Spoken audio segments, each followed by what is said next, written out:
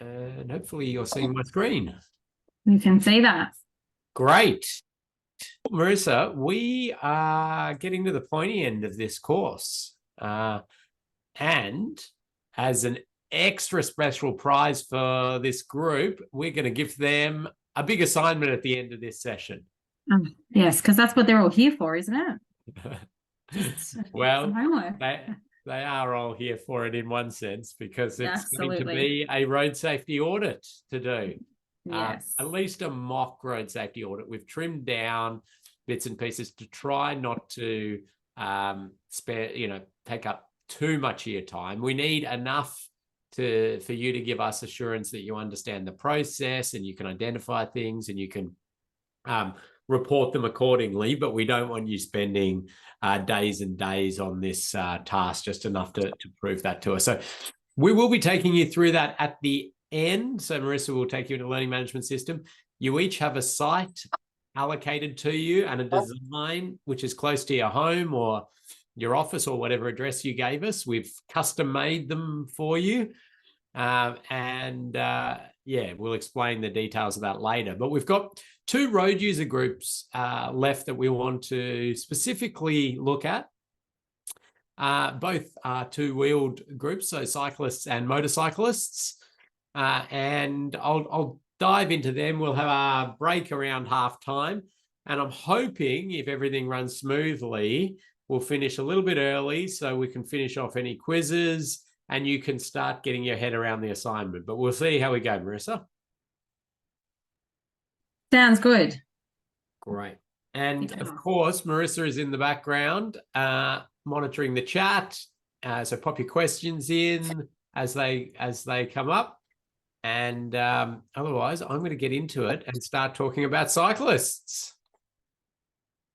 Okay, so at the end of this module, this little part of the module, I suppose it is, we're going to have had a look at some of the requirements of cyclists for safe travel. I'll point you at different sources of technical information. There's actually quite a bit of technical information on cycling infrastructure, which is good.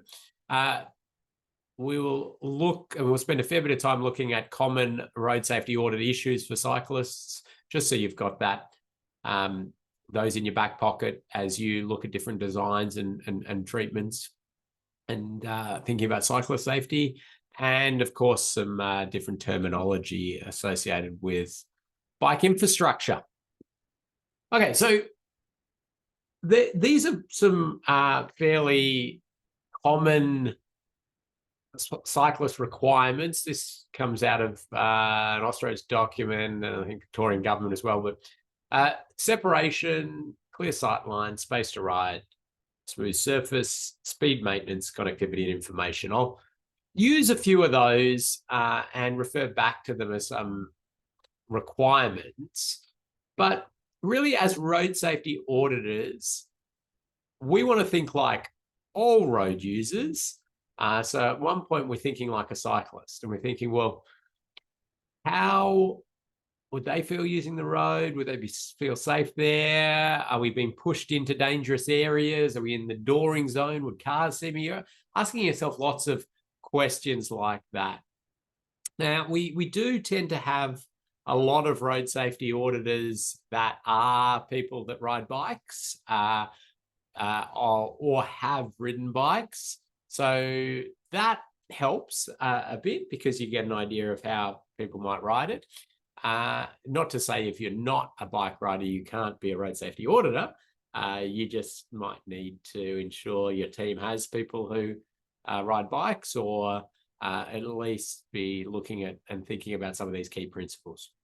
There are, and I'll show you this at the end, there are specific road safety audits that we would term like a cycling audit, which would be involving somebody riding through the route or riding the shared path, or a team riding it, and really looking at things with that very specific lens of cyclist safety as opposed to other road safety issues. But in a normal road safety audit, we think about all road users. But I said cyclist, and I mean, well, some people get very determined that you use the term people that ride bikes, not cyclists, because they want to be humanized. I say I'm not like, I don't know. I don't get caught up in that specific terminology stuff. It's a cyclist in all the guides that I read and the like. But cyclists or people that ride bikes are very varied. I think one of the most varied sort of road user groups, in the sense that we have old people, young people, but then we also have these different purposes for riding. We have commuting, we have utility riding, we have the training lycra-clad cyclists, or as often referred to, the mammals, the middle-aged men in lycra. And, then we've got even things like cargo bikes, and now we're seeing a lot of e-bikes out there. So it's a very sort of varied road user set that we're trying to think about in our audits.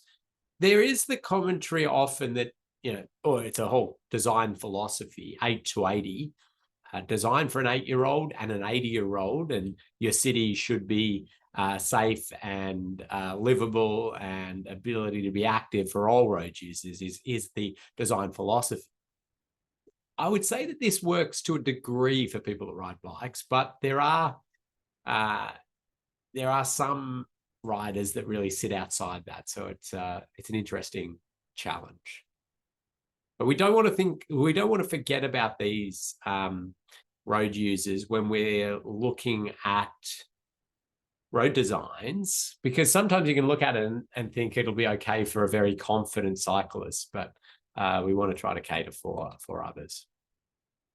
Okay, when we're thinking about undertaking road safety audits and thinking about cyclist safety and cyclists and the needs, there's a number of documents to look at, and certainly the Austroads Guide to Road Design Part 6, so our Road Safety Audit Guide, which has the checklists in there for cyclists and pedestrians, and has that information in there. That's a good source. There is this old Victorian government document, which is, I think, not a bad document, that talks about sort of shared path audits specifically, and what you might look for differently in those. I'll take you through some of that at the end of this session. But that's available. Don't forget to count your wallies, of course.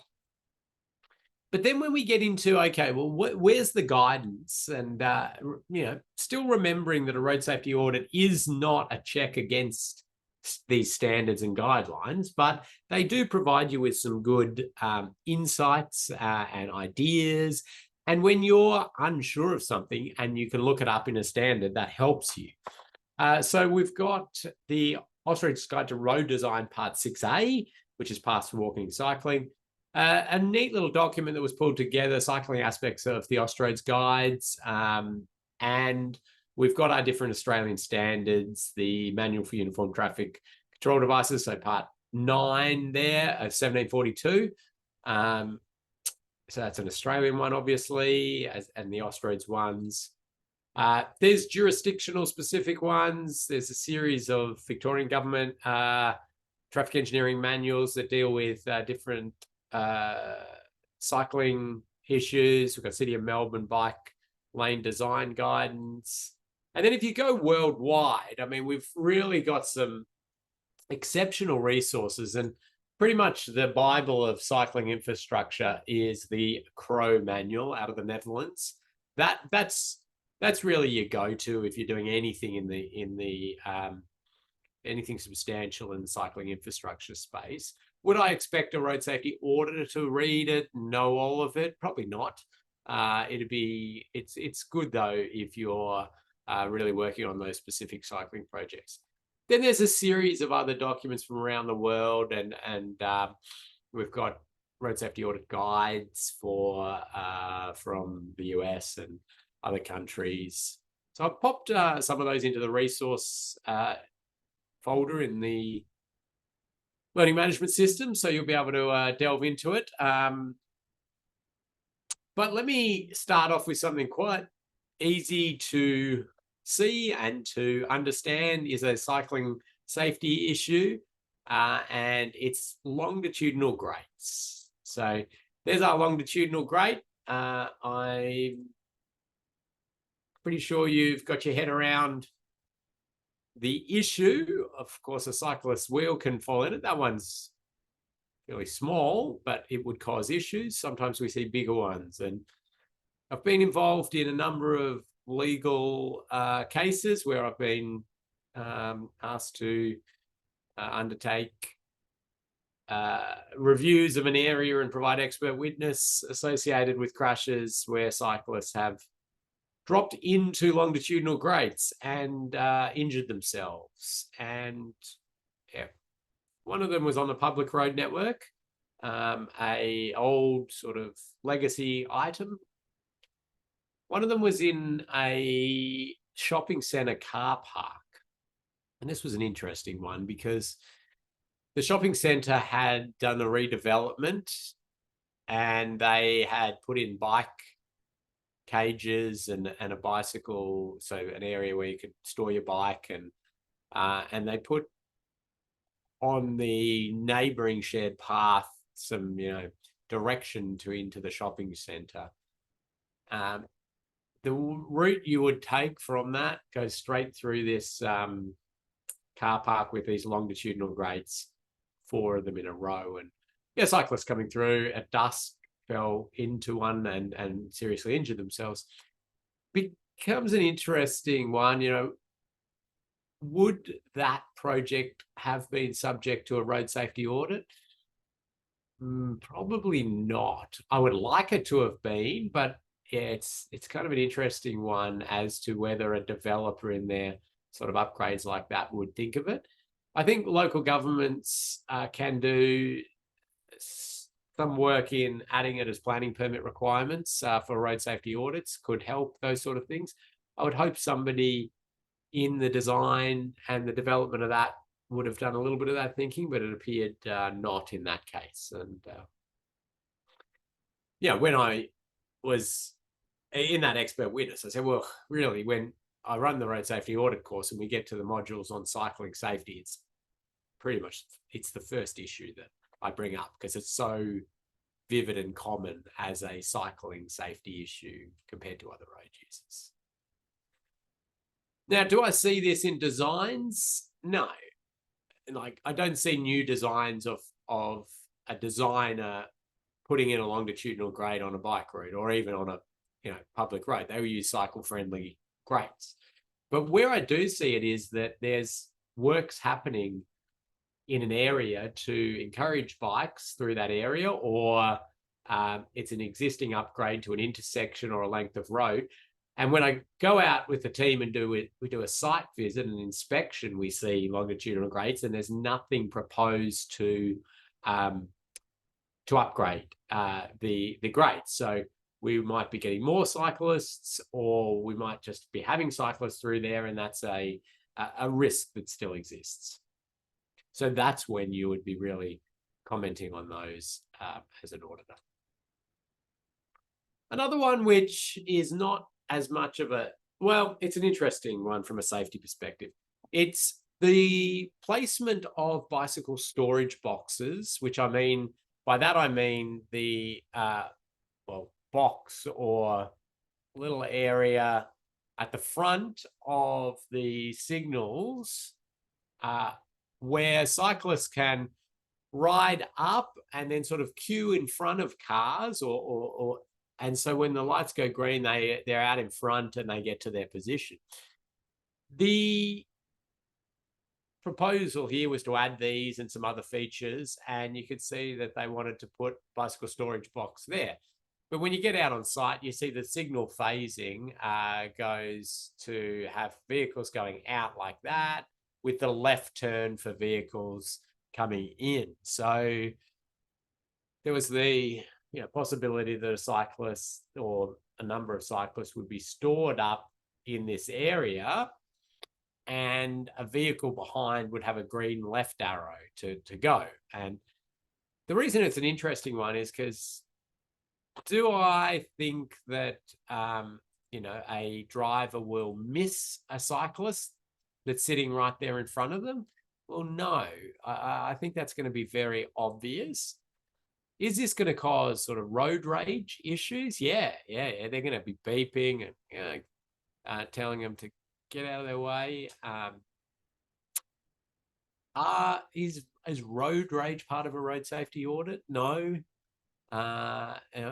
it's not. But it also then sort of conjures up all sorts of scenarios of, okay, well, maybe the vehicle is going to go around to get out, and that could cause other issues. Maybe the cyclist is going to sort of then shuffle over, and the vehicle will, go close to it, or the swept path of the vehicle. So you can kind of conjure up scenarios, and you've got to make a judgment call as to how likely this is. The lucky thing with this, if you're auditing it, is that really no matter what risk rating you provide, that they'll fix that. They won't put that in. It's kind of an error, really. So you'll get fixed as it did. Okay, a quick one for you now. Here we go. You're going to do a bit of existing conditions audit for cyclists. We're thinking about cyclist safety here. What do you think are some of the issues that you might be pointing out?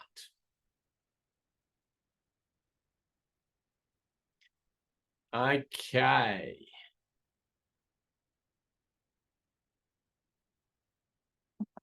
Good. Seeing lots of things coming in.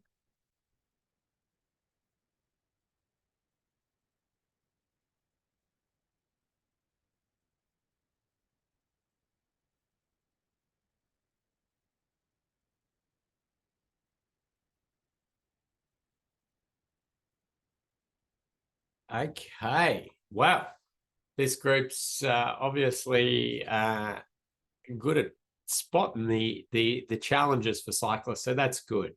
I think the first person, Talissa, was first to spot the longitudinal grate, which I had just been talking to you about. So it was fine. It would be fine for cyclists going that way, but right on the cycleway, it's a longitudinal grate. So good spotting there. But a lot of you then talked about, well, what did I see there? We had some people sort of talking about see-through effect. I like that we're taking those principles from vehicles and playing that out. Is it obvious that there's an intersection here? Will cyclists see? That's a good one to think about. People having a think about the surface here. How's that going to go for cyclists? And then a lot of people thinking about the lack of sight distance that we have here because of the fence. So cyclists coming up and vehicles coming through, sort of lack of sight distance. Okay, interesting one. So then somebody's put the sign up here saying, well, there's not going to be enough sight distance, so cyclists really need to stop and dismount and walk across the road. Actually, I'll give a prize. Anybody tell me which country this is in? That's fun.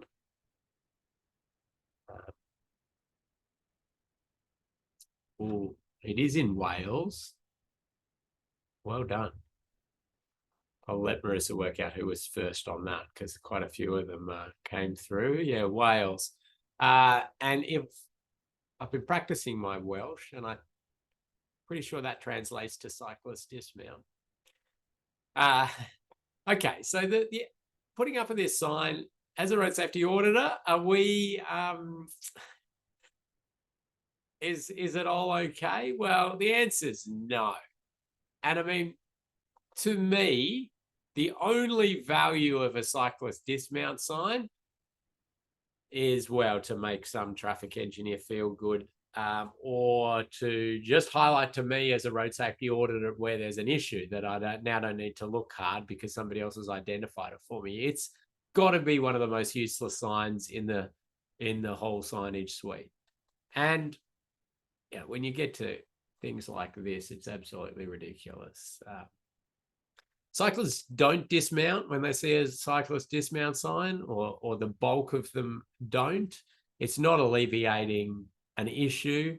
And yes, so as auditors, we can be a bit of that voice of reality to say, yeah, we don't think cyclists are going to dismount, and we've got a sight distance issue.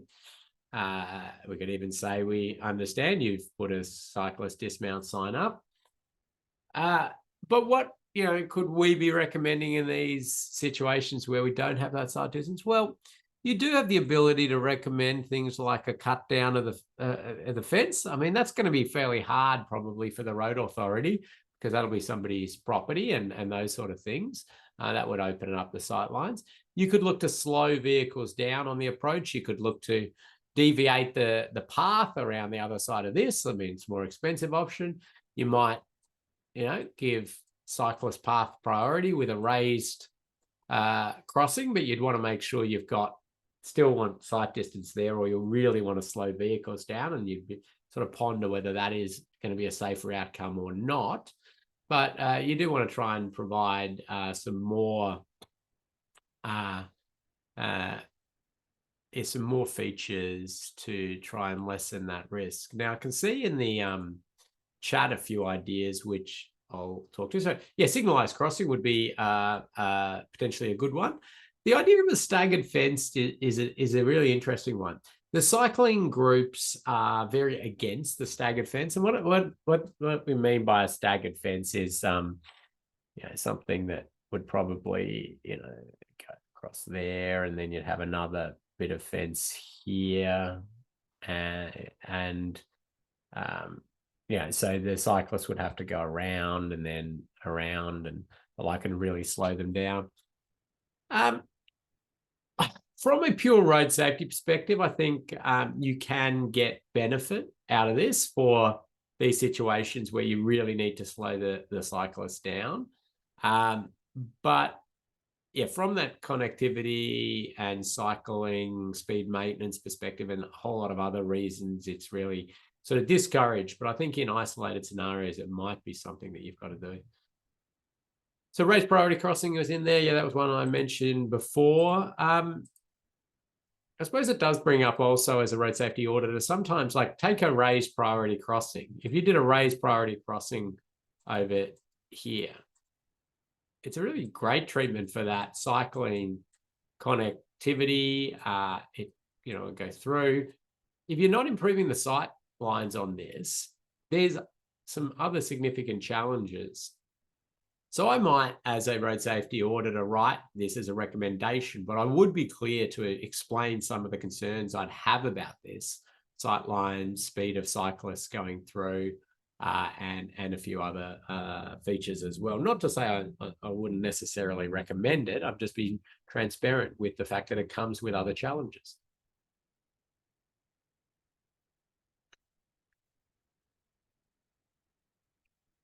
So here's an interesting audit for a couple of reasons, mainly about the process that happened with the client on this one. So this was a local government client, and the local government, there's a big subdivision that was built, and was starting to have lots of the houses in there, and we were asked to go in as a road safety audit team and do essentially a post-opening road safety audit. So a newly built, and do an audit of the whole area. And so we looked at lots of different things, pedestrian path, desire lines and crossing points, and all of the stuff for vehicles, and thinking then about cyclists. We sort of got to big portions of, or some major corridors through the subdivision had a shared path right up against the property boundaries here. And some of them had these high fences that were right next to the garages of these houses. And well, okay, we're now telling people to ride on this, and we've got some limited sight distance, and we're just going to increase the likelihood that somebody backs out and strikes a cyclist, and the like. So we did some thinking about the risk possible, probably moderate, because feeling that Okay, I can conjure up scenarios in my mind of a kid and the car running over the kid. But I know, that's once every uh, only few years across Australia that we see that type of incident. Maybe every 5 to 10 years we see that across all of Australia. And there's lots and lots of challenges as side distances across of that, huge. So to say that this would happen a lot from that perspective, but I think we'd get moderate crashes quite often with this and vehicles hitting it. So I sort of calibrate that, and still a high risk. Oh, sorry, I've jumped onto. Okay. So then sort of thinking about, well, what could be done to lessen this risk? And again, going with the first panel should be the low panel, so the cyclist can see a vehicle coming back and can be opened up. And really we thought that or, removing the first panel or the like is really what has to be done. Alternate could be to move the path out here, but we thought, well, it's so far gone. That's really not a practical option. Anyway, the interesting process part of this was the local government got our audit, and we had lots of different things in there, and they said, thank you. Yeah, we like most of the issues you provided. This property access one that you've put in there, could you please remove that from the report, because that's part of our development plan guidelines, that this scenario is approved and accepted, so we can't do anything about it. I said, well, sorry, I know that's it's a challenge for you, but it's still an issue. We've still got to report it. Have you got other? We're open to say, have you got other ideas on how you might address it? Because you can certainly write that in there, and that's your ability to do it. And if you did come up with some ideas, and we thought they were really good as well, we were happy to amend this. But this has got to stay, and this has got to stay because it's an issue. So they were really unhappy with that. And these are situations you probably find yourself in if you continue to do lots of audits, because you're being paid by these people, but you're also providing them with this frank and fearless advice, and sometimes they don't like it. Anyway, they ended up negotiating with the property owners to get to change these, and they changed their development guidelines, and so we probably had a win not only in this subdivision but in lots of others into the future. But yeah, it's a little bit challenging sometimes. So surface issues, we certainly see common finding, whether it's things that cyclists could drop into or destabilize the bike. But sometimes it's also thinking about where a cyclist will change their riding line to get away from surface issues and move into more hazardous areas. So lane alignment comes up a fair bit in audits, not just for cyclist safety, but this is probably a good example. You can see this lane goes straight through, and this lane goes straight through, but this lane kind of lines up with this. This one lines up with here. And so a driver coming through here, this lane may think that that's their lane, and then they got somebody next to them, and then there's a side swipe. And that's not likely to be a serious incident. I mean, we don't want it, and we'd probably be reporting this as auditors that it doesn't line up and those sort of things. And you do see this actually a fair bit sort of happens when alterations are happening to one bit of a road, or there's a new leg being put onto an intersection, this sort of lane misalignment, and you'll see people looking down a plan sometimes or drawing lines on that. So that's an issue. When you put a cyclist into the mix of this is where we can see more serious incidents happening. So that's one. And you can also see here the sort of provision of cycling facilities is essentially non-existent through the intersection. You've got a bike lane and then nothing. There's actually a really good US design manual, and its actual title is "Don't Give Up at the Intersection." And it's talking about these cycle facilities. So we would, as auditors, have a ponder of this as well. Again, hard to do things, but there certainly are possibilities. Everything from creating protected style intersections where you move the cyclists off and they've got their own run through there, different treatments to warn and the like, but it can be a challenging scenario. Another one in a similar vein is around where we have a stand-up lane for a intersection. So that's just an extra sort of lane that appears at the intersection to get more vehicles through each phase, and then it closes back up. Well, that merge point becomes a challenge as a driver's coming in, looking behind them over their shoulder. And if cyclists are sort of in the mix again, that can be a challenge. So you can do things like cyclist head start, giving the cyclist time to get out there in front and be seen. You can do, you could do protected style intersections, and you can have bollards that come through here on an angle so the cyclist can get inside that. So there's a few things that can be done. Marissa, just checking that you can see my screen still. Yeah, I just saw that comment. No, I'm all good. Mick, it might be your internet there. Try logging out and logging back in. Yeah. Great.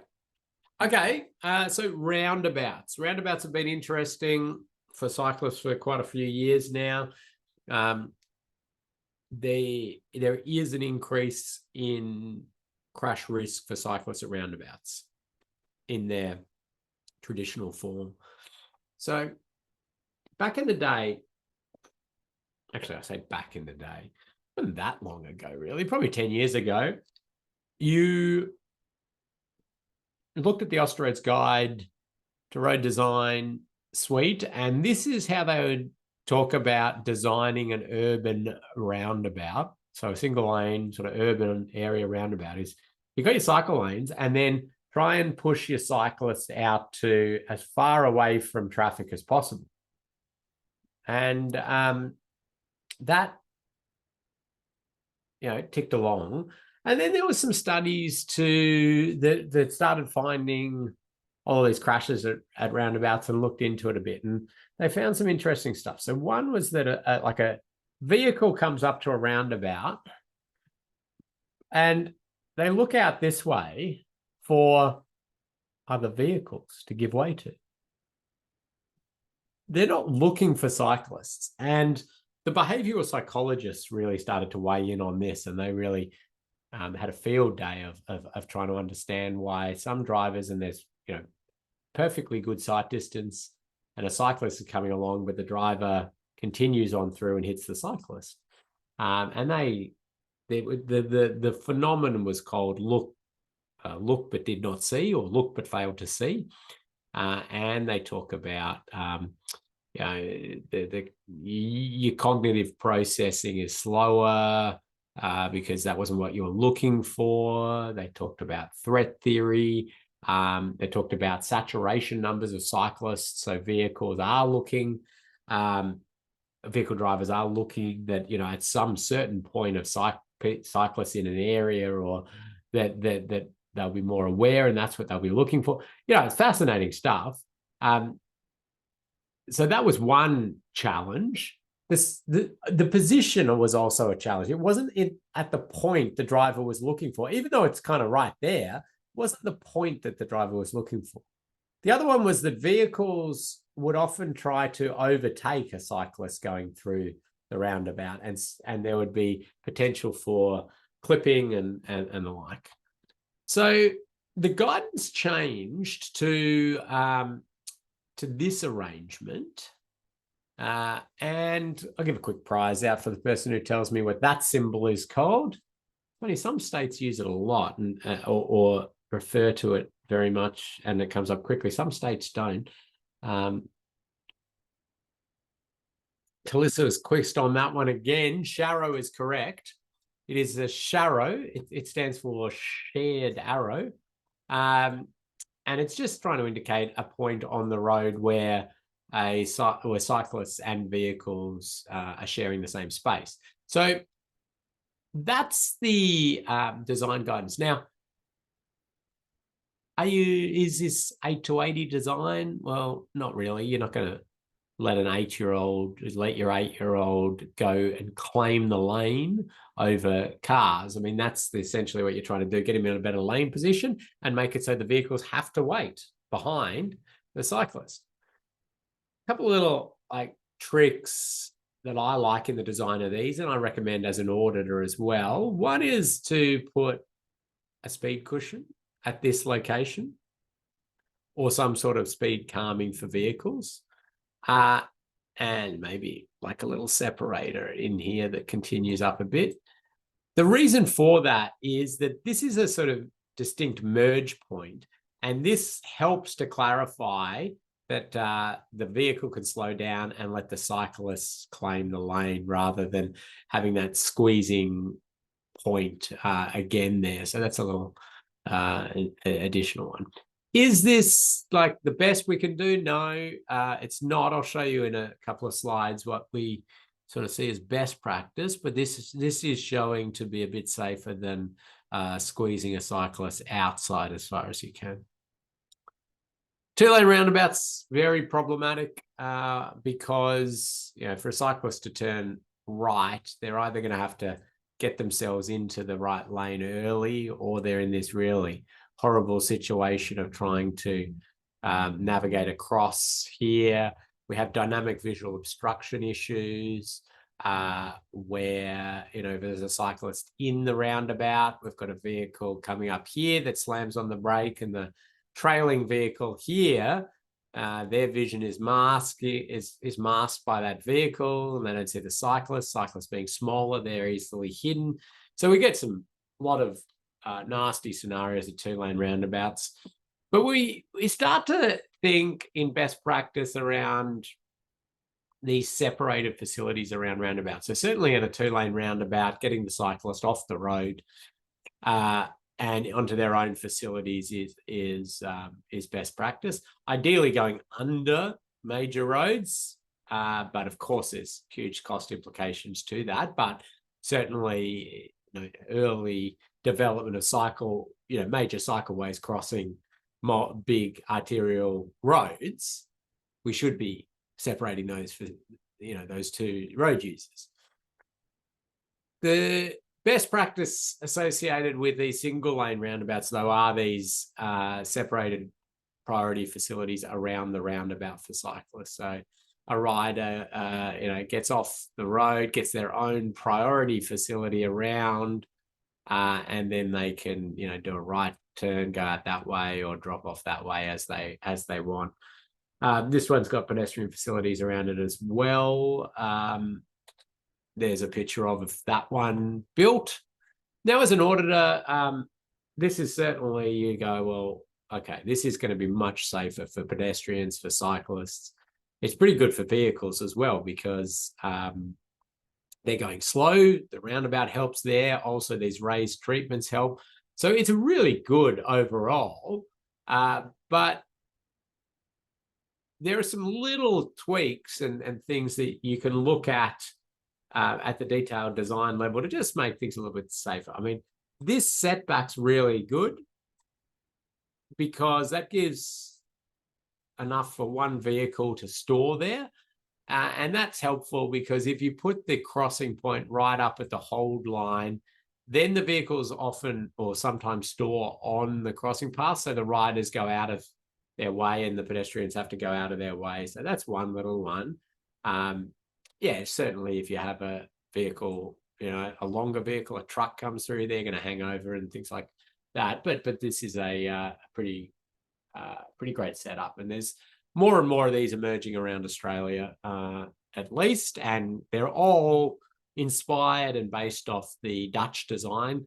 And certainly if you want to look at lots and lots of these around the world, you just Google Dutch roundabout design, and you will be flooded with videos and photos and design information and the like.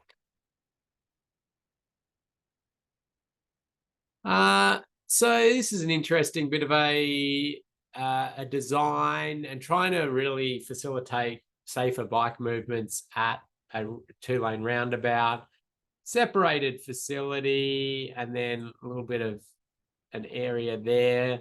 And then because there was a bit of a cyclist making this turn, created this little thing that one of the auditors on this called a mammal pouch. But the idea being that a cyclist could sort of store there and wait for a safe point to cross. So the theory is good. It gets concerning around, again, there's some dynamic visual obstruction issues. The audit team was quite concerned about larger vehicles, and we know that they'll sometimes track over these, making quicker turns and the like, and there's, if you had cyclists storing there. Also, the fact that the audit team knew that this was predominantly used as a training cycle route. That's why there were so many cyclists.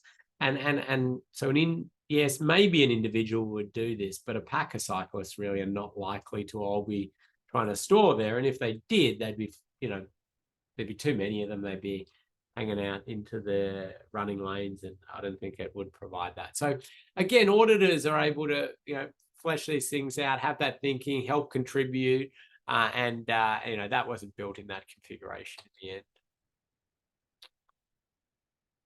Another interesting one was this one, which had some really good bike facilities in the design. So you can see here that they had this dedicated bike facility. The dominant cyclist was traveling through here and going straight on. So that separation out of the circulating carriageway was really nice. Had a little spot where they could cross after. I don't have that on the thing. Not many go down the other way. So that looked really quite good at design, and there wasn't any real commentary of that in the audit report at this stage.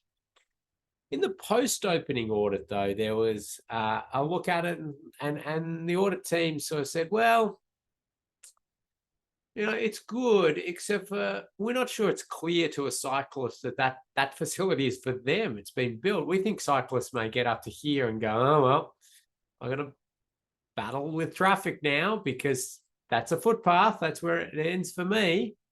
And we've got a little cyclist only sign, but that's very small. Will they see that? Are they quite aware? A small little tweak on this that would have, really been able to make it much clearer, and that's what they sort of ended up doing after a post-opening recommendation, was there's some green paint there just to highlight that goes up there. That's all was needed. Now, that's not the traditional use of green marking. Green marking came about as to point out a conflict point between a vehicle and a cyclist, so that a driver approaching is more aware that a cyclist could be coming.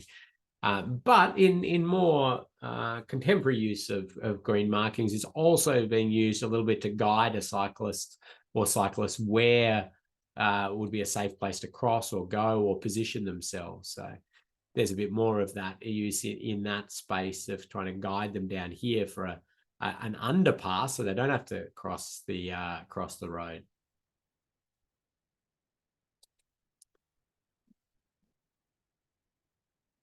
Okay, let's keep chatting about cyclists for a little bit, and then I'll give you your stretch break. Actually, I better be a bit quicker because we'll be right. Okay, so we've just got across the world this challenging mix where we've got these built-up areas, shops, bars, cafes, and then car parking. And of course, that road is also the vehicle route, the cycling route, the public transport route. And it's just a hugely complex scenario to try to manage all of this. Dooring is that issue where we see doors open in front of cyclists striking the door.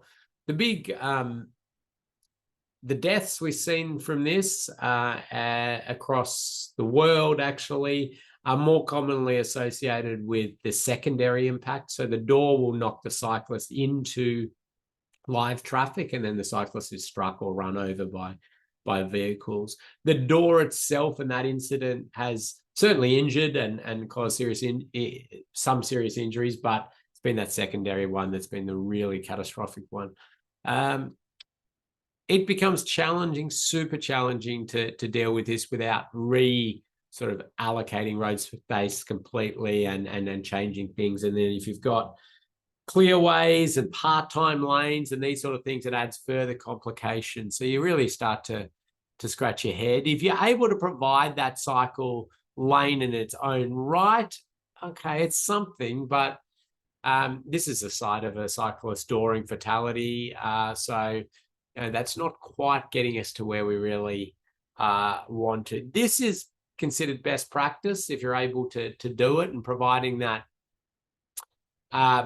cyclist facility curbside, pushing your parking out, having a buffer area, which is ideally sort of the length of a car door when it's open, so cyclists get that clear run through. And as an auditor, these facilities are excellent, and we're going to see a lot more of them. We know they prove safer, but some of the challenges and some things you might want to look at, because you might be asked to do the audit of a new design of one of these, which is fun and there's lots to it. But things you might be thinking about are vehicles turning in and these parked vehicles blocking the sight lines of that vehicle. And yes, you can recommend removing some of the parking, opening up those sight lines. Okay, that becomes a challenge anytime you recommend removing parking, often from a practical perspective. One little treatment I like to suggest is some sort of blue stones or something like that, or surface changes. Oh, Marissa, did you lose me for a second? No. Nope. Some sort of surface change at this location, so at this location, so that the turning driver has to slow at this point rather than making a quick turn through. You think about pedestrians, trip hazards, how do they load stuff off, people with prams, where you're disabled parking. Yeah, and then I think, Marissa, you might be about to ask me about this question from Mick. Pedestrians being struck by bikes. Yeah, it's certainly a consideration. I don't have research data or anything specific around that. I can sort of take to a first principles perspective. When we push the cars out like this, we've certainly opened up sight lines for bikes and pedestrians to see each other much easier. So we've lessened some risk like that. The collision between a cyclist and a pedestrian is actually quite friendly compared to the collision between a vehicle and a pedestrian, like a car and a pedestrian, or a car and a cyclist. So there's that. And that doesn't make people happy when they're struck by a cyclist, but it is a less severe. We do see, again, once every about 5 years in Australia, or 4 or 5 years, we'll see a cyclist strike a pedestrian and kill the pedestrian, but it's very rare, whereas we see hundreds of pedestrians and cyclists, hundreds and hundreds of pedestrians and cyclists killed by motor vehicles every year. So, but it's, again, something you would have a think about.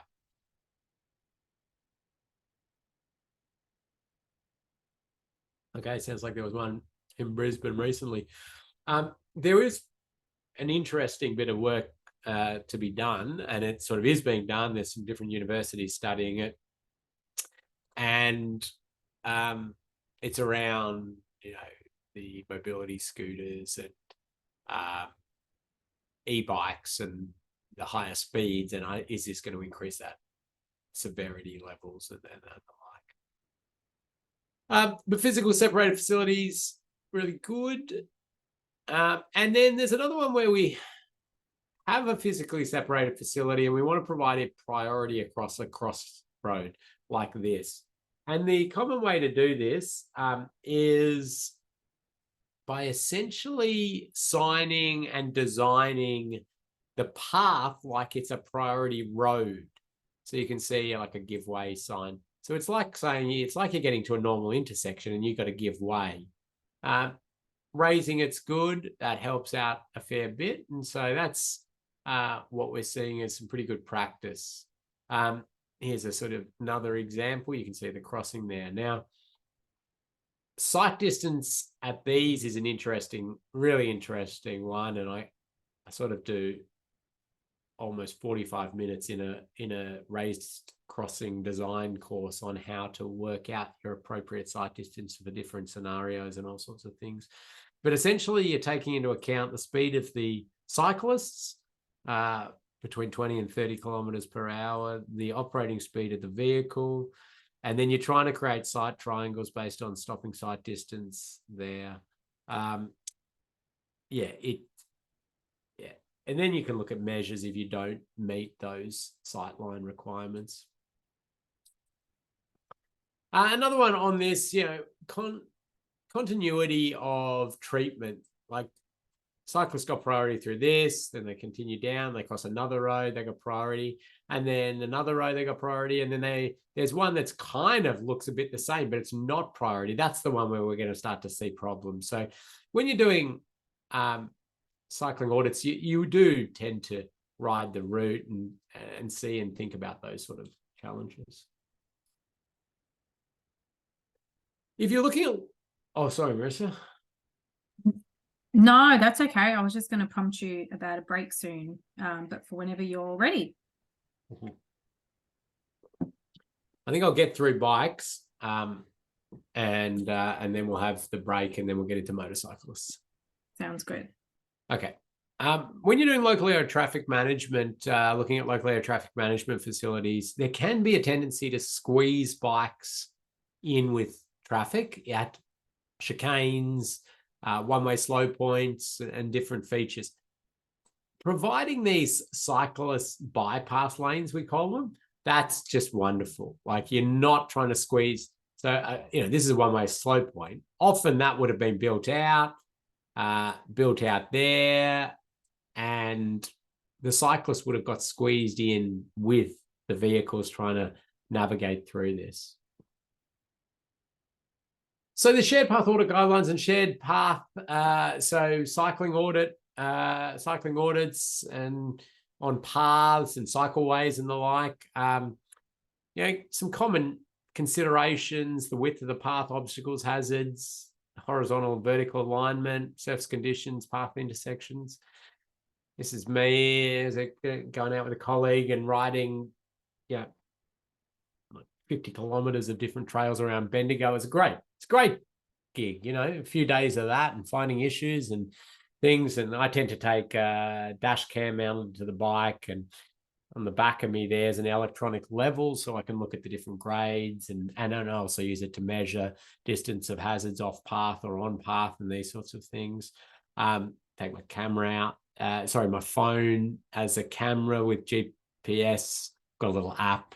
Actually, I think, that's like the output, because I like to you can then drop all your photos and they just into Google Earth or anything, and it just drops them all out where the issues are, and you've jotted down what your issue is, and it's good. It just helps life when you're doing these audits where they go along and there's just lots and lots of issues. There's lots of apps that do that. That one's called Context Cam. It's like $10 to buy or something like that. It's pretty good. I think there's Solo Locate's another one if you're looking for them.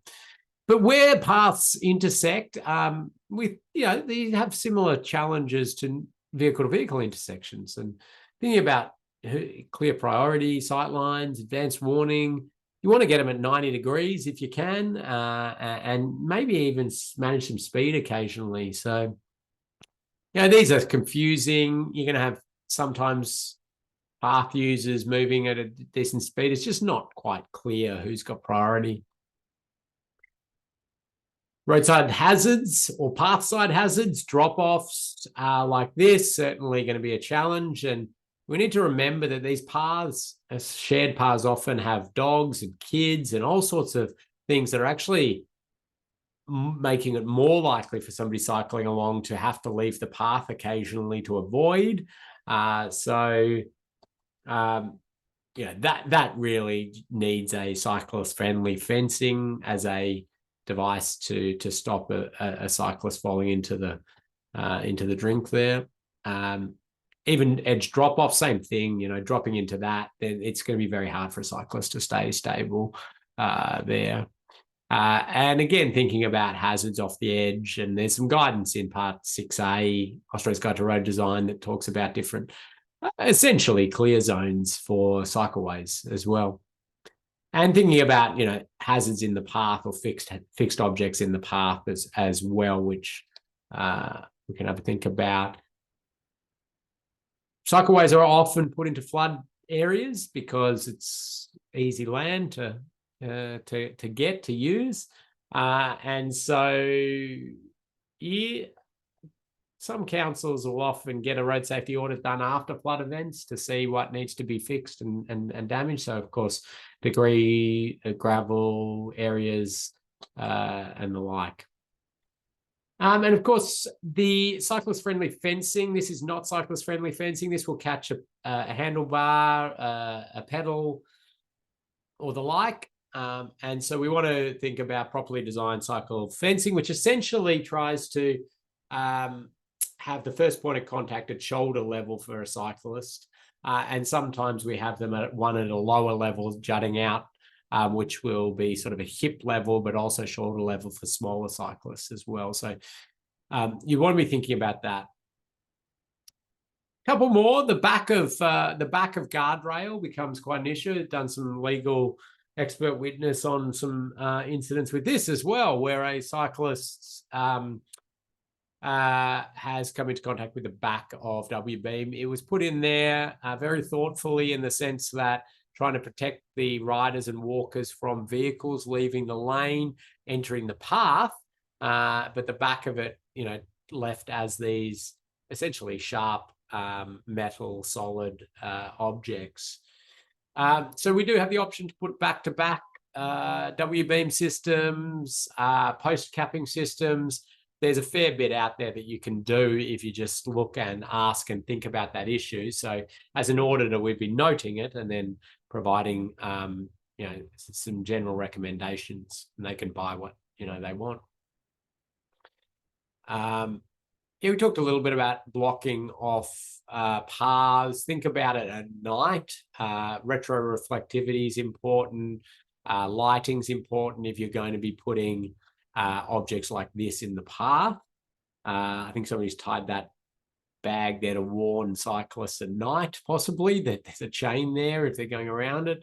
But something like this, where we've got retroreflective tape, we've got flexible bollards, so they will sort of bend if struck. We've got some line marking warning on the approach. We've delineated the hazard, the cables stay there. But so that's, to me, if you have to have a path hazard, which we don't like, that's a reasonable approach to delineating, highlighting it. So in the learning management system, I popped in there a fact sheet on cycling audits specifically, but we're going to be thinking about cyclists in all our audits and considering some of those specifics. Okay, we've done well there. What about we take 4 minutes, and we'll pop up a quiz if you get back to your seat in time. You can do it. Of course, you're not being marked on this, but just a couple of questions on what we covered there. And then when we get back into it, we will have a look at the results. Maybe the quiz is... Oh, there's the quiz. All right, so we're taking 4 minutes. See you shortly.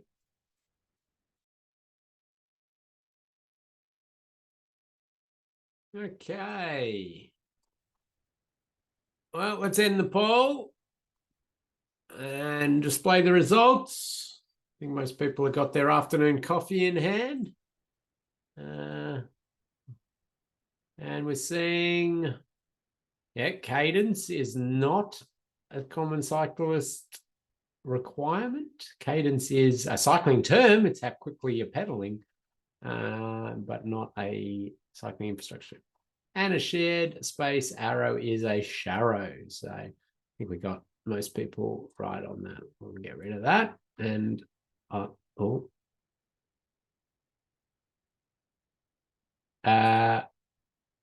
okay. So as I change over to motorcycle slides, there's a question around bicycle lanes on 90 km/h roads. And, can you do this? Well, I suppose you can, but you shouldn't, is my answer. Well, I say you can. There's plenty in Ostros to say that it's not recommended or it's not an appropriate thing to do. And there certainly are intervention as road safety auditors that should be pointing out that that is not going to be a good thing nor a safe thing to be doing. Yeah. So it's been done though. Yeah, but I think there's probably hopefully enough controls that really shouldn't be taking place. Generally, if you're up in the 70 or above, you should be providing fully separated off-road facilities. And then in that area between that and your sort of 40 to 30 is different forms of separation and the like, and potentially in the lower end bike lanes. My colleague Max McCardle runs a good course on cycling infrastructure design with 4 online modules, and gets into a lot of the detail around decision making, because it's it's fairly, there's a lot to it, a lot of context to think about and how it all plays out. And when you're stuck and you've got no other option, what is the best thing to do? Not market or market, and these sort of challenges. Okay, well, let's talk about motorcycles, and I've got to give Marissa plenty of time to take you through your assignment, so I will move through this reasonably quickly.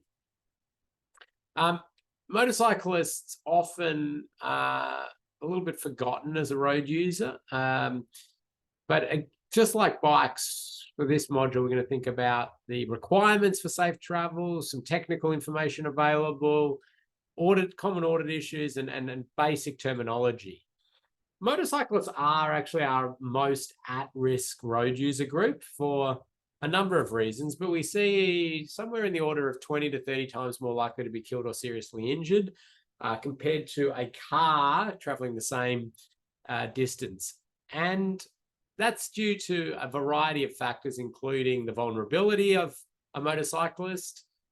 Some people call them, they're a fast-moving pedestrian. They are, in one sense. We think of them as a vulnerable road user. There's some data to show they're a little bit more resilient than a pedestrian, but nowhere near what a car could handle in terms of crashes. They've got inherent instability to work with. They're smaller and hidden behind things. So lots of challenges. But probably about 20 years ago, I was involved in the development of the first Making Roads Motorcycle Friendly guide, which is trying to provide information to road designers, road safety auditors, road managers, maintenance staff and operation staff. What are some of the characteristics of the road environment and the operation of the roads that are going to be more of an issue for motorcyclists than other road users? And so these documents are publicly available. There's a number of jurisdictions that have now produced their own. They're all based off the original one. And you can find those. And I think we might have put some of those into the learning management system for you. But as an auditor, I like to think about the 5 S's for motorcycle safety. So sight, surface, signs, strike, and speed. So can a motorcyclist be seen? And can the motorcyclist see what's coming up? Have we got appropriate surface? Are the signs there to warn, inform, guide? what happens when the crash happens, the strike? How severe is that going to be? And what's the speed of all of this, of the rider, but also vehicles around the rider? When we think about our risk formula, we had likelihood times consequence, likelihood times severity, probability times severity. And when we think about those 5 S's, the site surface signs are trying to stop crashes happening in the first place, the chance of the crash. The strike is how bad the crash is, the consequence, the severity, and speed. Speed influences both. It influences the chance of a crash and how bad the crash is going. So very briefly, I'll take you through these 5 S's. So motorcyclists are smaller than even the smallest cars usually, so they're hidden behind things. You can see some dimensions there, which you probably don't need to know as a road safety auditor, but it's more just, yeah, showing that. Why do we think you've got this safety margin around this rider on each side of the rider? Anybody got an idea?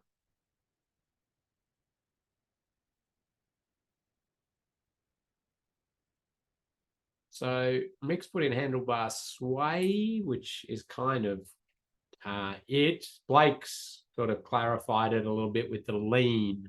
So I think Mick was probably onto it, but I'm going to give Blake the prize on that one. So just that lean that a rider takes to navigate around a curve or a corner. But the size small, there's like a photo I just took showing this very small sign blocking a good bit of the rider. So you could imagine a larger sign easily blocks sort of a rider. And we've got to think as auditors about not just how it's going to be when there's no traffic, but what are the dynamic visual obstruction opportunities? Can riders be hidden behind vehicles? Where are the vehicles going to be propping and turning and the like? So again, that like rider being able to see what's coming up and take appropriate lines and get into appropriate speeds, really important. So warning signs and informing signs throughout a route become very important. This is a sign that we developed in Victoria to address a specific concern around a curve that tightens up. So we usually use a supplementary plate, curve tightens. And this is especially problematic for motorcyclists. Actually, I'll give a prize for anybody who can tell me the technical term for a curve that has 2 radiuses like that. It has a technical term. Reducing radius is not quite the there it is. Callan is in there with compound curve. A spiral curve is a different curve, and it's also often referred to as a reducing radius curve. That's where you'd sort of continually reduce your radius. A compound curve, is generally 2 radiuses, and we don't like compound curves at all. And riders are especially challenged. Here's one that's that's a compound curve. It's not the tightest compound curve, but there's been 4 motorcycle run-off road crashes outside a curve at this location, going from a 252 radius to a 117. So that's interesting. And I assume everybody, I'm making the assumption here that everybody knows we talk about the sharpness of a curve by the curve radius, being that, like, if you drew a big, oh God, what did I do there? Sorry. If you drew a big circle around the, sort of like going now to 101 of roads, but, a big circle around there, what would be the radius of that circle? And then what would be the radius of that circle? Now, we have this scenario where we have some sort of keep clear, and we have a vehicle turning in and a vehicle number 2 going straight through. Now, a motorcyclist could be either of these, but we see more motorcyclists being a specific one of these in crash data. Which one do you think there? 1 or 2? Pop that into the chat as well. seeing a bit of a mix from this group. Okay. Well, the answer is 2. Yeah, they could be either. Yeah, we do see them being either. The reason we see it is that the motorcyclist coming up here is smaller, is hidden, and the vehicle, the car, turns in front because they think they've got a clear run. We see the same crash happen for where we've got bike lanes and things there, but it's just the smallness of the motorcycle. We see this crash for cars as well. It's just motorcycles pop out a bit more. There's that sight actually, and you see the Pajero there turning, would have no opportunity. The truck's blocking their vision, probably for cars as well, but if a motorcycle is coming through, it's just a bit harder to see. And here we got sort of sight lines blocked by trees. There's the bike is hidden behind the tree. So if we can have removal of different sightline impediments, that can be a good thing, can be challenging to do often. Just a reminder, riders lean. We think we've got into that into our head now, but it just makes the surface so much more important for riders in the sense we call motorcyclists the canary in the coal mine when it comes to surface defects and issues. So center of gravity's been pushed out, and the traction there is so important. And we really want to think about that anywhere a rider's braking or leaning or taking emergency evasive action. So through curves, on the approach to the curve as well. And, a consistent road surface with good skid resistance is what we would love, like this. Unfortunately, we see all sorts of defects in the road environment. So depressions can bounce a rider off their line. And we've seen, I've done 2 major fatality investigations associated with riders who have come around on a curve. They've hit something like this, a rut, a depression in the road, and had to pull the bike upright to stay on it, but as a result of that, moved into the oncoming lane. General, potholes, different surface treatments, all these just lots of bad surface stuff. But around work sites, we're thinking about gravel, mud, things that get washed out can be a slippery surface for motorcyclists and cyclists, of course, as well, and even pedestrians sometimes. Patching, again, sort of as patches deteriorate, sometimes the join is the place where it deteriorates. If you are ideally able to do full width patches, that's great.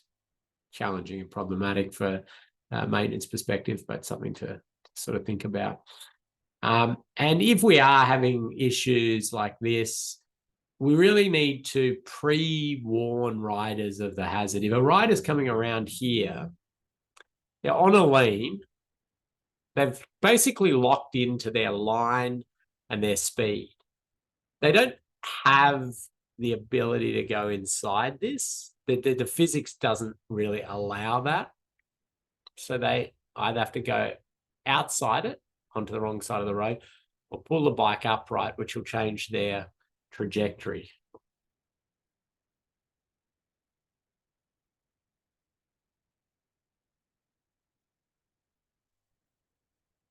So steel plates are used and other different surface changes. We just want to think about motorcyclists. Ideally, we don't have this, but if we do, we need to provide skid resistant surfacing on it and make it a color that's very contrasting. So we're giving the best chance for a rider to not come off their bike and also see things that come up. So there's skid resistant surfacing and colored up. Bolts are sitting up a bit high on that one, but if you have to have that, those sorts of facilities are better. And if we can, within the design of a roundabout or a change, not have pits and surfaces in the circulating carriageway or in the intersection, this is going to be a benefit to riders, cyclists and motorcyclists, actually. This is an interesting one. I've seen a couple of designs in recent times of new roundabouts that do have services in the roundabout, just like this one. And at the audit stage, we're trying to push against that and get them to get the pits outside of the circulating carriageway, just because motorcyclists will be looking around, they'll be leaning a bit, they could be taking evasive action. It's just not where we want this kind of thing. Sometimes unavoidable, but and improving the surface through there's water blasting available, there's high skid resistance surface treatments, lots of things. There's some high skid resistance surfacing on the approach to an intersection, through the intersection where the dangers are highest, but once the rider's out, they didn't use the expensive treatment. And ideally, we're sort of providing sealed surfaces all the way up to barrier systems, giving riders the best opportunity to recover if they've gone a little bit fast into a curve or the like. And I'll come back to barrier systems shortly. Curbing, the more mountable, the better for riders. Certainly from a design perspective and thinking about drainage and things, sometimes you just need to have higher curbs or barrier curbs. But if you can provide those mountable curbs or semi-mountable curbs, it's just a bit more chance a rider can recover. Here's a little bit of curbing that, oh, this is not going to play again, is it? Here's a little bit of curbing that, or maybe it is. There it is. A little bit of curbing. A small lip destabilizes the rider. I think they actually did a decent job in the design of this roundabout and how they've got it, because they've highlighted that lip and the like. It is more just to show you how small a little lip destabilizes a motorbike, and they they go off there. So very small lip, but changes their direction, and then they crash with the grab rail. The grab rail, that's usually where a shared path or a cycleway crosses a road and you give it an opportunity so that bikes don't have to unclip. I showed that in New Zealand, and then they excitedly showed me their PVC piping grab rails that will break off on impact, which I thought was interesting. I'm not sure how they'll last with UV light and a few other things, but I thought, good on those Kiwis for their innovation. And I like theirs. They do like speed calming. I've sort of gone off track here, but they do speed calming on their approach to even a refuge island. So that's good as well. Big sways of line marking, certainly slippery for a rider and should be avoided. And we can do that as auditors, be commenting on that. Anywhere a rider's leaning or braking. Like one I see often is at an intersection in a design, they've got an cross intersection, overshoot problem, right? And they're trying to work out how to lessen this overshoot problem. They put up some warning signs, maybe some rumble strips or something, but then they go to paint a big give way sign on the road. Now that is going to be an issue because a rider might be subject to the same see-through effect, and then they're slamming on the brakes right at that point, and they could potentially slide in. So again, the auditors, we're thinking about all road users, and that helps. So just providing good signage for riders is important, and riders are very focused on signage. They'll react accordingly. You can use, at least in Australia and potentially other regions, you can use these motorcycle specific warning signs if there's hazards you think are for riders only. So that's a reasonable thing to recommend, but just getting your normal signage right is highly important. And strike hazards. So riders leave the road. So on curves, the outside of the curve predominantly. Vehicle crashes are about a 50-50 inside of curve and outside of curve, well, slightly weighted towards outside of curve, but motorcycles don't have as much ability to overcorrect and go to the inside of the curve.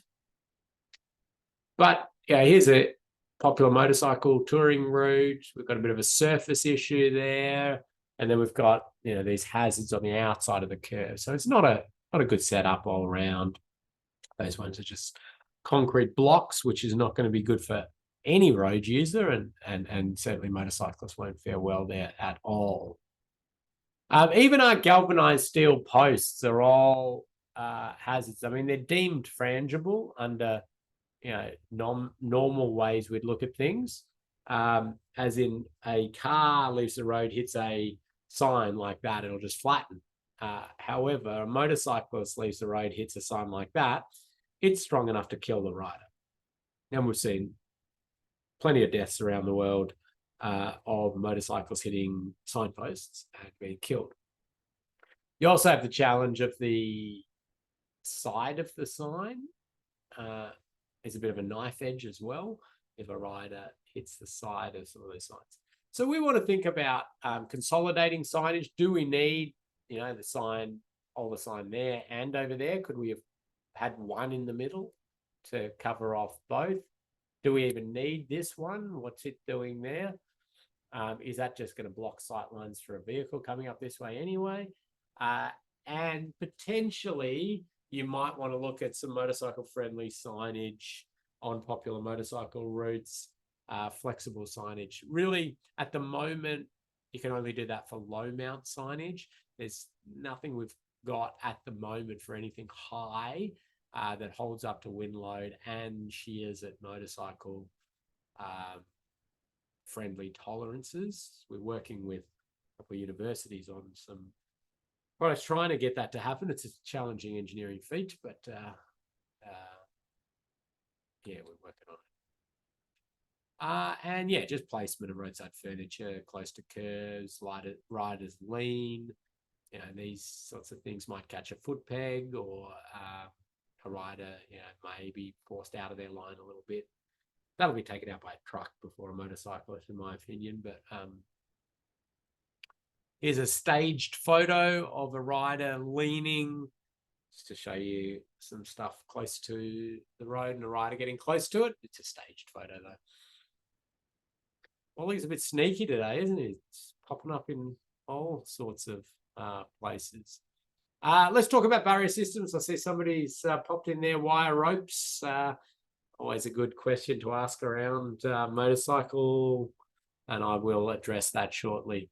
But barrier systems are designed for vehicles, 2-ton pickup, 10-ton truck, sometimes bigger, but certainly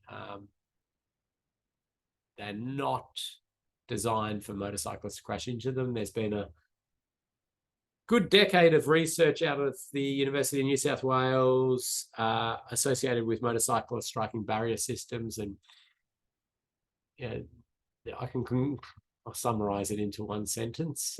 That's a good thing to do with 10 years of research. Half the motorcyclists are off the bike sliding on the road. They hit the base of the barrier. The other half are trying to gain control of it. They hit the barrier. They go over the top of the barrier. So for the ones that are sliding on the ground, we can certainly provide the underrun protection here, something that the riders can hit as they're sliding and they could run along that. So that's a really good feature and something as auditors we'd be recommending if we have those concerns. So you can imagine a rider sliding along here at speed and hitting one of those posts is going to be very severe. If a rider hits the underrun protection and runs along it, it's going to be less severe. And that can be retrofitted to existing W-beam systems and certainly new proprietary W-beam systems. So your flexible W-beam systems, your ram shields, your easy guards, and those sort of things have their own proprietary underrun protection products as well. So People sometimes call it rub rail. Rub rail is the public domain version. I use the term underrun protection because there's biker shield, there's I can't even rider safe, the MPR.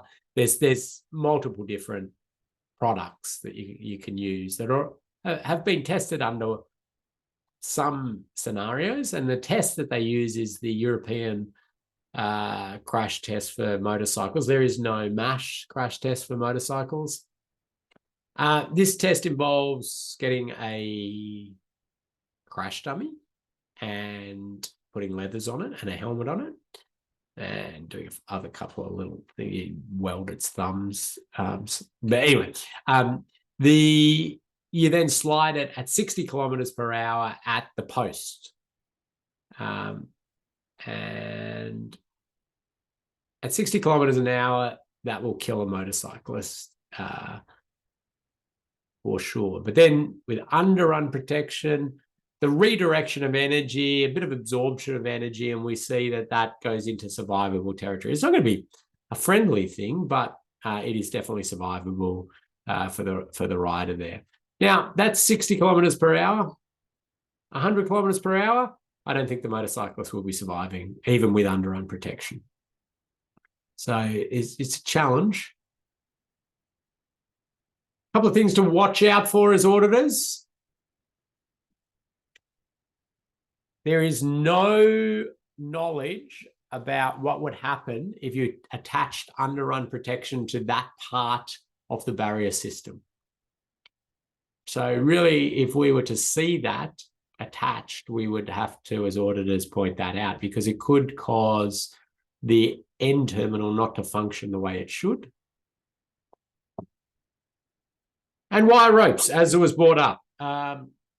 So all of that research out of University of New South Wales and some other bits of research show that this barrier system is no more risky for motorcyclists than any other type of barrier system. And often, if there was nothing there at all, they'd be hitting the hazards behind it. Riders hit the base of this and they hit the posts. If they do, which has only been a few crashes across all of Australia and New Zealand over 20 years, because we don't actually use this barrier system on popular motorcycle routes, not because anybody had any particular initial thought that it could be more dangerous, but because you physically can't on a windy route. And that's then often a popular motorcycle touring route, at least. I'll just explain that. If you were to go out to, I don't know, the Great Ocean Road, very classic route, and it's got some curves like this, you're looking down on it. If you added a wire rope barrier to a curve like this, it's got its posts, but it's in tension. The whole thing's in tension. So you'd get there, you'd lay it out, you'd get your terminal there, and you get your terminal there, and then you tighten it up, tighten, and tension the thing, and you just watch your posts start to bend. Your toes start to bend, and eventually then it just rips your posts out of the ground, because it wants to go like that, doesn't it? So we don't even use it on curves with radius less than 200. You can't. And so we don't use this barrier system on popular motorcycle touring routes. And there's very, very few motorcycle incidents with this. It's but where I suppose the motorcycle community has some, that the small portion of the motorcycle community that have an issue with this have some legitimate claim, is that there's not anything great to retrofit to this to make it less of an issue. We've tried the stack cushions, we call them, which go around the posts, and you can see that one was used there. Yeah, it's going to do something, but it's not going to do a lot. I mean, you're trying to absorb energy rather than redirect energy. And it's like football goalpost padding. Okay, well, that works at basically the speed we're running and gives us a bit more padding. But when you're being propelled faster than that, you're still in huge, huge trouble. So this used to, make me nervous. It doesn't make me nervous at all anymore, because it's like, let me give you this example. Here's the South Gippsland Highway I wasn't one of the auditors on this, but I was reviewing the project and the design and things like that, and the audit report. They were putting a central barrier system down the middle. They went with wire rope because at the time, wire rope, it was far and away safer than any other type of barrier product. But that's not the case anymore. Anyway, this one, the auditors recognize that it's a very popular motorcycle route because it's the route down to the Phillip Island Grand Prix track, and it gets lots of riders up and down, and especially a few weekends a year. And so they suggested motorcycle-friendly stack cushions at like $50 per unit for the 10K is huge dollars extra, which was put in. But these days, the reason I say, I would just say, consider changing to a flexible W-beam system back-to-back with motorcycle underrun. It's going to be a winner every time, and it's pretty much as safe for passenger vehicles as well. Anyway, I'll jump through that. Here's a common installation stuff up where they connect the rub rail or the underrun protection directly to the post. So that's not going to be good. Leaves a big gap for a leg or an arm to get through. It also doesn't give you your cushioning. And then again, we see sort of gaps and directing into blocks that we would ideally not have. And speed, the final one. So any way we can influence rider speed or driver speed is going to give us a better outcome in terms of risk reduction. Be that through things like chevron alignment markers to give good guidance around the curve, remembering that we may be adding a hazard to the outside of a curve if we do this. So we got to be considerate of that. Good speed advice, as in consistent speed advice. I don't care whether a rider is going to go at 35 around this. I want to ensure that this 35 is consistent with the 35 down the road and it's consistent with the 35 back there, and that a rider knows what they're going into. That's the key. No surprises. And motorcycle audits, well, they are simply like a cycling audit, except you've got to get a motorcyclist and get the rider, and we usually kit the rider up with a microphone in their helmet, have a following car, have some spots where we talk to the rider and we get information on what they saw and they felt, and then we're able to pick out things like, well, this was an urban one, just worried about the back of the guardrail there. If a motorcyclist was in this lane and a car merged in front of it, which could happen because motorcyclists are smaller, and the rider got pushed out there, they would snag on the back of the W-beam there. So that really needs a back-to-back or a median terminal. And there's I was going to say there's only one approved MASH-tested median terminal, which is an X350 median, but I think there is another one that's just been approved, but I'll have to look at that. Anyway, very specific barrier thing. We've popped a thematic audit fact sheet into there as well. The one on screen is the cycling one again, but there, I assure you, there's one in the learning management system, not on your USB. You didn't get a USB. We don't do that anymore. In the learning management system in this. Okay, as Marissa starts to get ready to take over, I'm going to just pop this on screen and say, here's a bit of road. There's lots of issues we can see for riders. This is on the Great Ocean Road. We've got mud and gravel, and we've got unprotected end terminals and no underrun protection and overtaking around blind curves and not great delineation. So reconfiguring that, and you can see it's a much safer environment for riders. I think that's a good before and after example. And here's one which is a new roundabout on a popular motorcycle route, and we'll finish it off by you typing in things that you see that could be hazards for riders. Pop anything in there you want. And then we'll give you your assignment.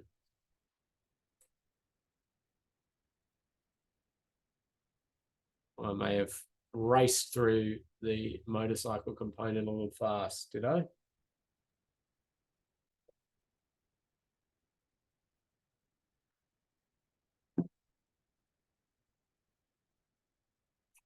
Okay.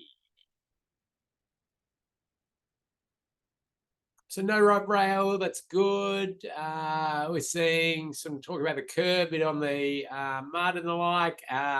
But Sandkelp is going to get a prize for the hazard board in the roundabout there. So that'll for fixed sort of hazard. It's an interesting spot for it with galvanized steel posts, and that one killed a motorcyclist. So if we could have got in there at design stage and suggested potentially some alterations in where it was placed, but also thinking maybe about could we make it more flexible, more frangible, and then underrun protection, and a few things we would have been able to do. There you go. There's me replacing the one that killed a rider with flexible ones. Those were a bit of a maintenance disaster. So that photo always makes me cringe from the perspective of how annoying those signs were rather than anything else. Okay, I think that's enough. I think I put in the learning management system some extra videos. I'm a licensed motorcycle rider. Did you know, Marissa? I did not know that, actually.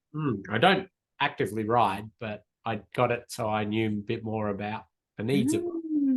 That's very good. And hey, you had no mo in that last photo either.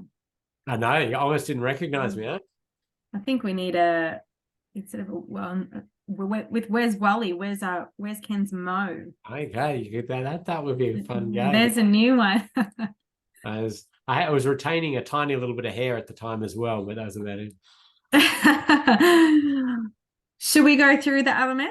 Yeah. Well, we're going to need to give these wonderful people their assignment. Yes, of course. I'm ready for November. Ready for November, yes. All right. So hope you've been able to work through all the tasks so far in each module. If we just open up into module 4 at the moment, there is a little quiz. We'll only take a couple minutes, only a couple questions in there. So there is a quiz for module 4. But if I'm going to take you to this complete your road safety audit site visit. So we're going to get you off the computer, outside, onto the streets, and we're going to get you to conduct a mock road safety audit and even complete a report on it. We have allocated you a site, hopefully not too far from your home or from your office. If we just have a look at the list of all of these PDFs here, you should be able to find your name there next to one of the PDFs. That is the site that you have been allocated. We have chosen the site based on the address that you've given us. So please, if the site there is too far from your home or your office, or you prefer another site there, just let us know, shoot us an email. We can easily allocate you one of the other sites. We don't want you driving an hour to get to the site. So please just shout out if any of those aren't very practical for you.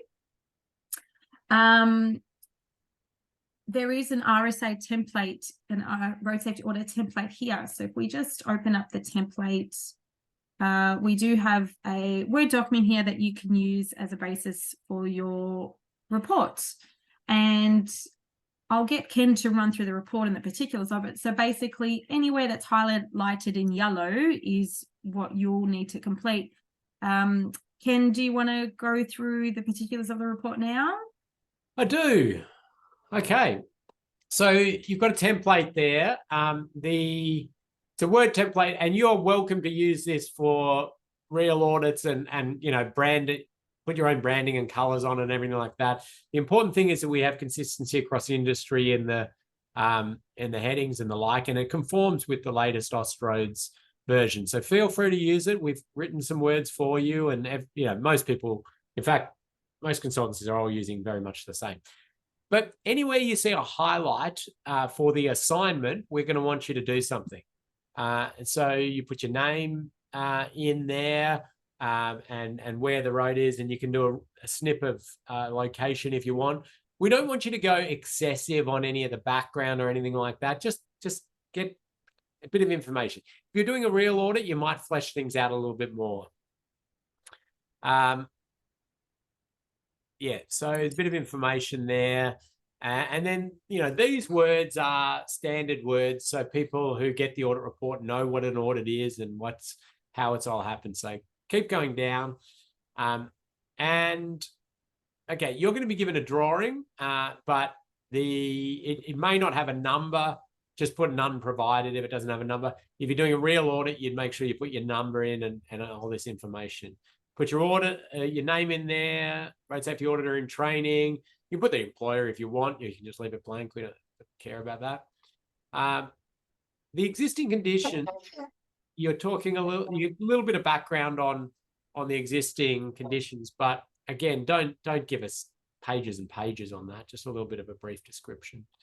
And you're going to go out to the site, but you're only going to go out during the day. In a real audit, you'd be out there at night as well. But just from the occupational health and safety perspective for this course and the things we've just said, daytime only. Each site you can certainly do it safely. There's areas to park safely, to walk safely, to stand back and observe. You don't need to go in there and do anything dangerous. But let's keep going down. And yeah, the risk matrix is in there, so you'll be able to refer to that and a little bit more. But it provides a little bit of overarching commentary if you want. That you usually do at the end after you've done all your findings and the like, and make a little bit of a summary. But if we go down a little bit further, we always sign an audit report, which again you do usually at the end after you've put all your findings into the table, which is a little bit later on. So this is kind of the end thing. And we're going to ask you to sign it just in that practice of showing it's serious. We're going to ask that you, in a normal audit, you'd put photos of your site. We don't want lots of photos of your site, but we just do want one photo for you to prove to us that you went to the site. So part of the requirement of an Austroads course, and a lot of our jurisdictions that endorse and accept this course, is that there's a site visit and the participants understand the value of a site visit in their audit. And so we need you to show us you went to the site. So a selfie on site, there's one example of me wearing a high-vis vest. You will be wearing a high-vis vest and photo of yourself on site. That's the only photo we want, except for if you want to put them into the findings. So this is where we get into it. We've given you one example of what we're looking for, and then you will give us 3 findings, only 3. Okay. And that's where you'll write it up properly, nicely, using the formula we talk about, the recipe. You'll put a snip of the design, or if there was a photo from the site. But remember, you are auditing the design we give you, right? The existing conditions will be gone. And we're talking about after they build what we're telling you they're going to build, what are going to be the crashes that could happen, right? So if you identify things in the current conditions and they're going to be removed based on the design, we don't want to hear about that. Okay. It's only what's it going to be after they build this. Then you're going to risk rate it, and then you're going to provide some recommendations, and you're going to categorize those as primary or supporting, and you've got some practice on that in your quiz. You're going to provide us with 3, and that's it. 3 issues. Now, if you provide us with 20 issues, you're wasting your time because we're only going to read the first 3. You don't get extra marks for providing 20, so just 3. Okay, yes, for a real audit, you might be at 20, you might have 50, you might only have 3. So that's the template. You go through it. But here you can see, Marissa, is you find your name and you get a design. There's a design. It'll be near someone's house so that they can just walk down the street, and it looks like they are proposing to build a roundabout with some bike lanes around it. And your job is to say, right, once they build that roundabout, what are the safety issues? So you'd be thinking about, okay, our vehicle's going to be able to navigate through this, how a heavy vehicle is going to go through it, how a cyclist is going to go through it, where a pedestrian is going to be crossing, where are the desire lines, then you'll be out on site. Have they thought about, I wonder how they're going to do drainage. I wonder if swept paths are going to be, lots of things. Use those prompt lists if you want to get some inspiration. And if you get your design like this and you ponder it and look at it for a while and you go out on site and you come back and you just go, I can't find an issue at all. Well, organize a meeting with one of our senior auditors who will maybe guide you on some things to investigate a little bit more. But you can see there all your names and all these sites. And first of all, of course, if you can't find your name on there, you would get in contact with the training team. Second of all, if you opened it up and you went, oh my God, that's like an hour's drive away, okay, then just get in contact and tell us. We give you a closer site, or if you've moved or whatever it is. So each of those is unique. Some of them are real designs, as in we've got them from the local council or authority. Some of them we have made specially for you. Just if anybody comes up to you and asks what you're doing, as they do, the public love coming up to somebody in a vest and finding out what's going on, what are you planning, and just say you're on a training exercise. Let's not cause trouble for our poor local government engineer friends who are going to get asked why they're building a roundabout at that location. Sorry. Can they complete it in groups? Can they complete the audit in groups? If you do see that there's people have got the same site as you, you're welcome to go out there and discuss it and chat about it together. But we need each person to submit an audit with their own written findings. Okay.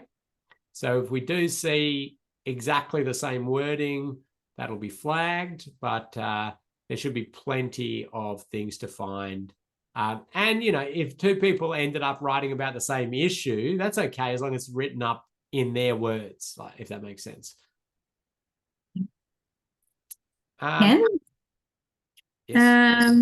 Yes. So once you have completed your report, if you can please, we will need you to submit it. If you can please PDF your document. And if you just scroll down to underneath all of those PDFs, you'll see here there's an add submission button. You can just click on that, and similar to your topic 1 assignment, you can just drag and drop your file into there and save that, and we'll be notified of your submission. It is due, if I just go back out of that screen, the due date for this one is the Thursday, the 9th of November. So you do have a couple of weeks to get that one done. So any questions at all, please pop them in the chat now or shoot us through an email. We're happy to answer any of your questions there. So we do have one more module, and a lot of the time in the module is dedicated to answering questions you may have about the audit. Well, some of the time we've allocated. So that's on next week. So it would be good if you got started and you had to go and you're ready to ask some questions then. Of course, you can book a session anytime. And also in that session, we'll talk about accreditation and what you can do as an auditor and can't do, and legal, risks as an auditor and the like, and do a little bit of a case study together. Get on to this. The safety one here, the quiz as such is, or it might even be you've got a acknowledgement that you will act safely while you're out there. So we just want to make sure that you're not going to go out there when you're intoxicated and you're going to, think about your safety. We've put a safe work method statement in there. And that's, you're going to say, yeah, we will follow the safe work method statement, which says, things like, yes, I'm not going to be intoxicated. I'll wear a high-vis vest. I'm Go wear sunscreen and those sorts of things, which I'm sure you're used to following that. But this is a bit of our assurance that you're going to think about your safety. We've risk assessed the sites so that they are, we've confirmed that they are low risk as long as you're also taking appropriate precautions. No need to measure lane widths or, get out there and put your head down and look at the crossfall on the road or anything like that. Stand back, just observe the site, how it operates, what people are doing, and that is to help you think about the future. Okay. We've got a question, what to take to site besides design plans, camera, high vis? I'd take a notepad just so you can note down a few thoughts as you're there, but a camera tends to do that pretty well as well. You take lots of photos. You won't need to spend excessive amount of time on site. You just want to maybe walk around the site a bit, observe what's happening, how people are using it, the approaches. If you drive there, you can do drive through each leg, and you get a feel for it. And then because you're only looking for 3 issues, I'm sure you'll find them quite quickly and you've got that feel for it. Hopefully that one's not needed. All right. Well, thanks, everybody. Just reach out if you've got any questions or concerns about this. We just need proof that you've got this concept of how to audit, you're thinking about things in the right way. But reach out. We can give you some coaching if you need. Otherwise, we'll see you at the next and final session. We will. We'll see you next week. And next week's setup will be a little bit different. We'll be able to, your video and mics will be enabled. So you can obviously turn your video off, but we're setting it up a little bit different to encourage a bit of an activity with us all. So we'll see you all then. Thanks, Ken. Thank you. Bye. Thanks. Bye.